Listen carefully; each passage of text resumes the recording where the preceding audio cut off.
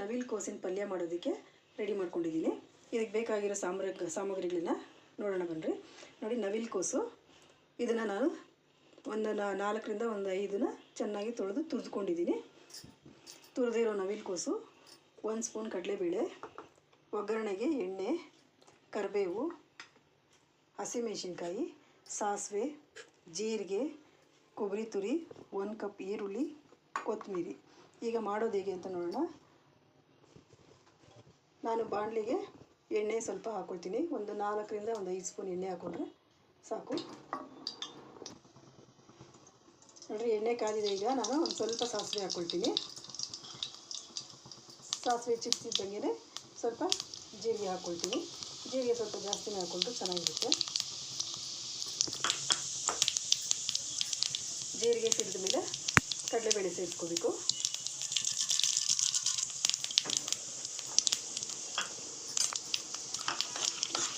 ಇದು ಸ್ವಲ್ಪ ಫ್ರೈ ಆದಮೇಲೆ ನಾವು ಈರುಳ್ಳಿನ ಹಾಕೋಣ.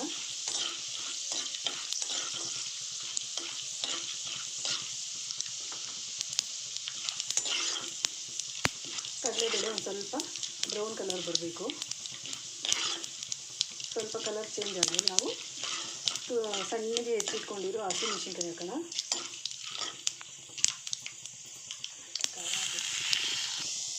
ನೋಡಿ, ನಾನು ಇದಕ್ಕೆ ಹಸಿಮೆಣಸಿನ್ಕಾಯಿ ಸೇರಿಸ್ತಾ ಇದ್ದೀನಿ. ಮೆಣಸಿನ್ಕಾಯಿ ಸ್ವಲ್ಪ ಎಣ್ಣೆ ಸ್ವಲ್ಪ ಫ್ರೈ ಆದಮೇಲೆ ಈರುಳ್ಳಿ ಹಾಕೋಣ.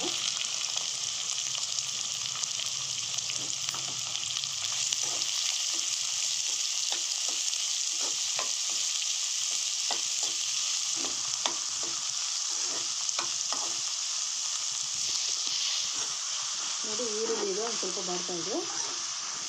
ಇದು ಇನ್ನೊಂದು ಸ್ವಲ್ಪ ಫ್ರೈ ಆಗಬೇಕು. ಇದೊಂದು ಸ್ವಲ್ಪ ಫ್ರೈ ಆದಮೇಲೆ ನಾವು ಇದಕ್ಕೆ ಉಪ್ಪು ಸೇರಿಸ್ಕೊಳ್ಳೋಣ. ನೋಡಿ, ಈರುಳ್ಳಿ ಈಗ ಸ್ವಲ್ಪ ಫ್ರೈ ಆಗಿದೆ. ಸ್ವಲ್ಪ ಕರಿಬೇವು ಸೇರಿಸ್ಬೇಕು. ನಾನು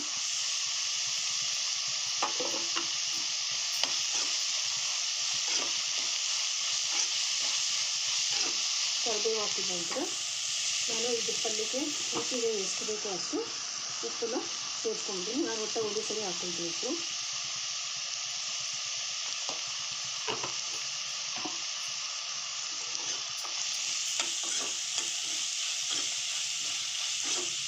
ಈರುಳ್ಳಿ ಸ್ವಲ್ಪ ಚೆನ್ನಾಗಿ ಫ್ರೈ ಆಗಿದೆ. ನಾವು ಇದ್ರ ಜೊತೆ ಈಗ ತುರಿದಿರುವಂಥ ನೌಕೋಲನ್ನ ಸೇರಿಸ್ಕೊಳ್ಳೋಣ.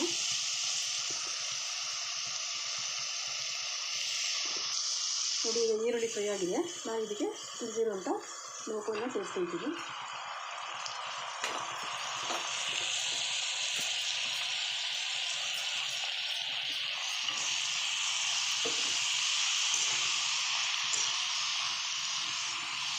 ಇದನ್ನೆಲ್ಲ ಚೆನ್ನಾಗಿ ಮಿಕ್ಸ್ ಮಾಡಿಬಿಟ್ಟು ಒಂದು 5 ನಿಮಿಷ ನಾವು ತಟ್ಟೆ ಮುಚ್ಚಿ ಇಟ್ಟರೆ ಅದೇನಲ್ಲೇ ಬೆಂದಿರುತ್ತೆ.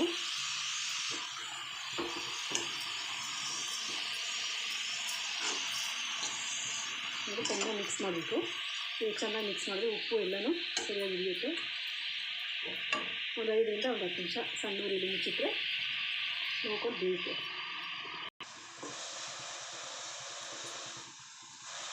ನೋಡಿ, ನಾನೀಗ ಇದು ಬೆಂದಿದೆ ಅಂತ ನೋಡೋಣ.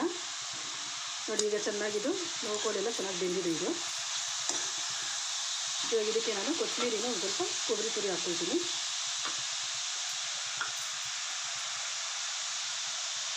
ಒಂದು ಸ್ವಲ್ಪ ಕೊಬ್ಬರಿ,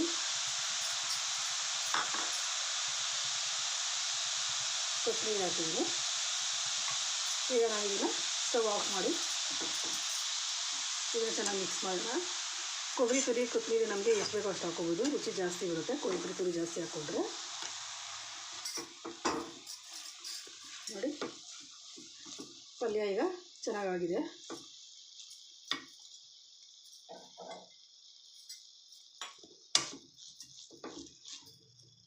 ನೋಡಿ, ಈಗ ನೌಕೋಲ್ ಪಲ್ಯ ರೆಡಿಯಾಗಿದೆ.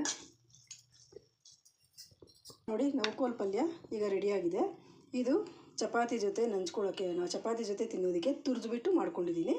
ನಿಮಗೆ ರೈಸ್ ಜೊತೆ ರಸಮ್ ಜೊತೆ ತಿನ್ನಬೇಕು ಅಂದರೆ ಸಣ್ಣಗೆ ಹೆಚ್ಚಿಬಿಟ್ಟು ಮಾಡಿಕೊಂಡ್ರೆ ಸೈಡಲ್ಲಿ ತಿನ್ನೋದಕ್ಕೆ ಚೆನ್ನಾಗಿರುತ್ತೆ. ಚಪಾತಿಗೆ ತುರಿದು ಮಾಡೋದ್ರಿಂದ ತುಂಬ ರುಚಿಯಾಗಿರುತ್ತೆ. ನೀವು ಇದನ್ನು ಒಂದ್ಸರಿ ಮಾಡಿಕೊಂಡು ಟೇಸ್ಟ್ ಮಾಡಿ. ರುಚಿಯಾಗಿದ್ದರೆ ನನಗೆ ಲೈಕ್ ಮಾಡಿ, ಶೇರ್ ಮಾಡಿ, ಕಮೆಂಟ್ಸ್ ಮಾಡಿ. Thank you.